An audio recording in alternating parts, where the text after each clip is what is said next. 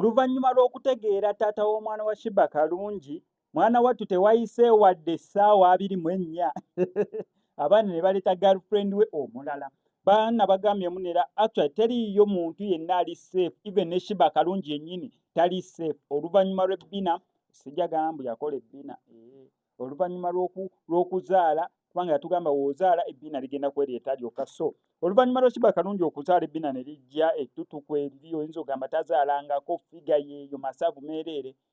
Omusajja gy'abeerera e London, mwana wattu ensonga naye amazima gali nti tetumanyi kituufu kikiriwo.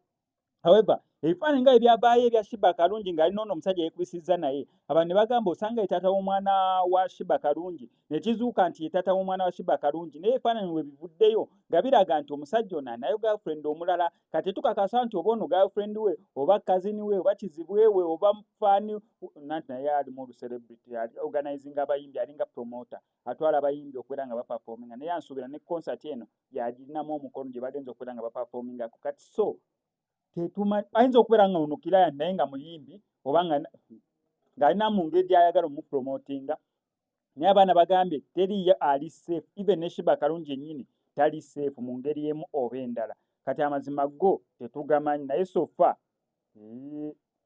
by the way mukyala we oli yasooka yalina abaana ababiri, yali mukyala mulungi ono omusajja.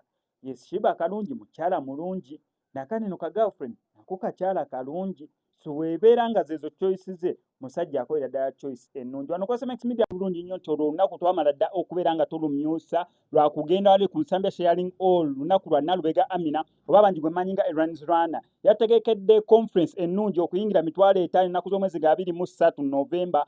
Kiki ogenda okubeera ng'oyigayo? Akugamba dream to reality, get out of your comfort zone. Va mu your comfort zone gy'osuubiramu neero oli comfortable nayo ojje mu reality. Okuyingira 5,000, VIP table ya $1,000,000, wagenda beerayo okubeera nga ofuna skills za butya bw'osobola okubeera ng'okozesa omutimbagano wa internet okubeera ng'ogijjamu ssente. Bagenda kusikiringa naawe wennyini ana business butya bw'osobola okubeera ng'ogipromotinga ku social medias oba internet yonna okutwaliza owamu. So weefiirize 5,000 tojja kubeera nga wejjusa. Jangu ne maama wo ne taata wo, tekirina age limit yonna.